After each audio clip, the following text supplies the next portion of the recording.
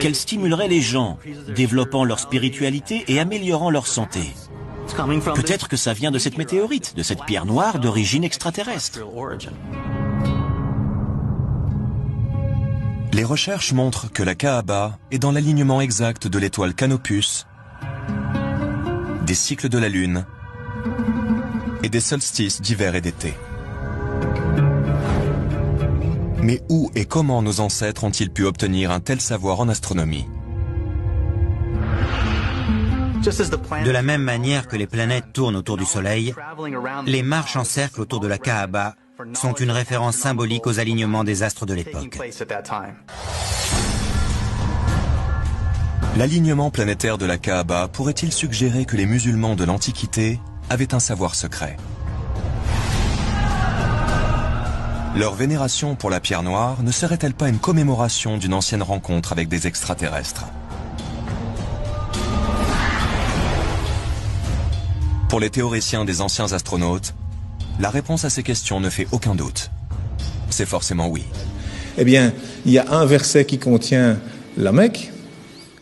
La première maison qui ait été édifiée pour les gens, c'est bien celle de Baka, la Mecque, bénie, et une bonne direction pour l'univers. Dans le Coran, eh bien, le verset, il fait 47 lettres, divisé par 1,618, ça fait 29, pile poil le début du mot Mecca. Enfin, c'est un bas de Becca, mais c'est pile poil à cet endroit-là. Donc, je veux dire, quand on découvre des choses comme ça, et il y en a encore dans le Coran, il y a des vérités comme ça mathématiques, on se dit, c'est quoi ça?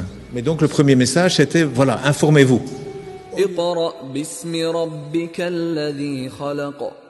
Au lieu d'interpréter, d'abord le savoir. D'abord, savoir de quoi on parle. Prenez n'importe quel nombre de la suite de Fibonacci, divisez-le par celui qui le précède et vous obtiendrez un résultat proche de 1,618. Une valeur que l'on appelle le nombre d'or. Reprenons l'image du bras au rayon X. La différence de longueur entre l'avant-bras et la main est égale au nombre d'or. Et cela vaut aussi pour les 3 phalanges. Mais aussi pour notre ADN. Le rapport entre la longueur et la largeur d'un cycle complet de la double hélice de la molécule d'ADN est égal à ce nombre magique.